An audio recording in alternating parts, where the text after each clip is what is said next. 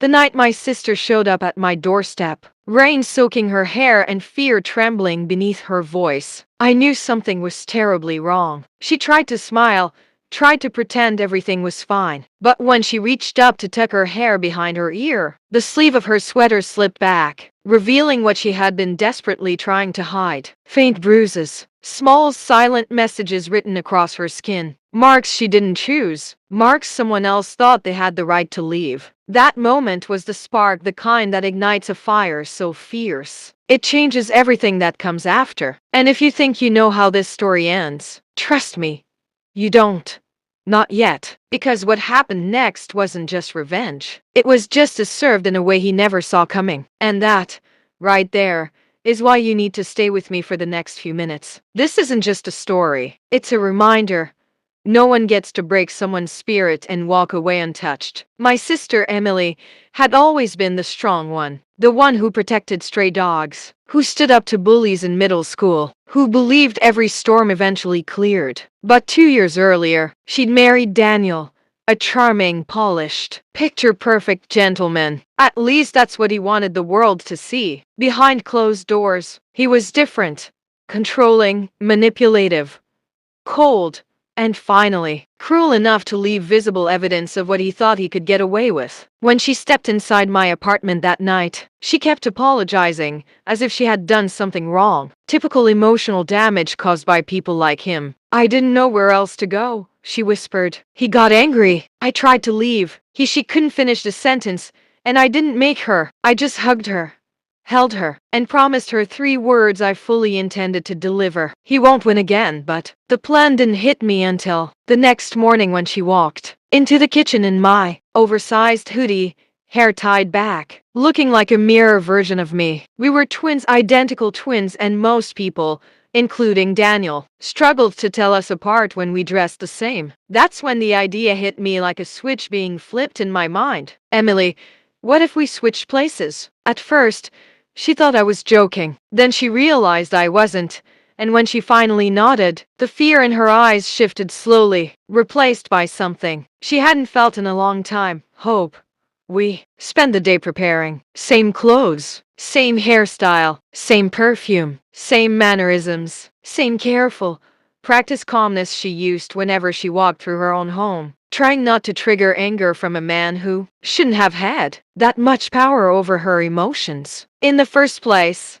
When I knocked on her front door, pretending to be her, my heart was pounding like a drum line. But I wasn't scared. I was ready. Ready in a way I'd never felt ready for anything before. Daniel opened the door, irritation already forming on his face. The kind of irritation men like him wear like a badge of superiority. "You're late," he snapped. But the moment his eyes met mine, something in his expression flickered. Maybe he sensed the difference. Maybe he realized the woman staring back at him wasn't afraid. But he didn't know why. Not yet. "We need to talk," I said in the calmest voice imaginable. My tone threw him off. Emily usually spoke softly, carefully. "I didn't. About last night." His jaw tightened. "I told you not to walk out on me. You didn't tell me anything," I said, stepping forward. "You tried to control me. You tried to intimidate me. You thought I'd stay quiet." He frowned, confused, not understanding why Emily wasn't behaving like the version he controlled. The more he tried to assert authority, the more I stood tall, firm, unshaken. I wanted him to feel something he had never felt before: consequences, the real kind. And not once did I touch him or raise my voice. His downfall was delivered in a far more devastating way: truth. Evidence Emily had been gathering, quietly.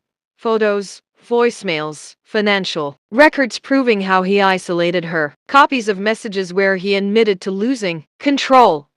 Proof she had hidden because she was scared. Proof he never imagined would see the light of day. I placed everything on the dining table. "I know," I said simply, "and other people will know too." He turned pale. "What are you talking about?" "Every one of these files has already been backed up, forwarded, shared with people who won't be afraid of you. his confidence cracked. Men like him never expect a mask to be ripped off. They think they're untouchable because they've gotten away with it before. But today wasn't one of those days. Today was the day he faced someone who looked exactly like the woman he hurt, but who wouldn't tolerate his behavior for a single second. I watched him shrink as reality closed in, and that was enough. Justice didn't require harming him. It required exposing him. Within hours, the consequences hit him from all sides: legal, social, professional. And Emily? She watched a storm unfold from a safe place, her hands shaking not from fear, but from relief. She wasn't alone anymore. She was free. And the best part? She never had to confront him herself. I had done that for her. Sister to sister, twin to twin, heart to heart. Because no one gets to hurt my family and walk away without facing what they've done. Daniel learned that lesson thoroughly, and he would remember it for the rest of his life. Emily rebuilt her world piece by piece: new job, new home,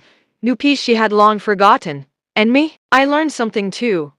Justice doesn't always come from anger. Sometimes it comes from courage. The courage to stand up, to speak out, to take the place of someone you love when they can't stand on their own. If you're still here reading this, here's your reminder: if someone you care about is suffering silently, don't look away. Don't ignore the signs. Be the voice they don't have yet. Be the strength they forgot they possess. And if you want more powerful stories like this, stories of courage, justice, and unexpected twists, make sure you follow, subscribe, and stay with us for the next one. Because the next story, you won't want to miss it.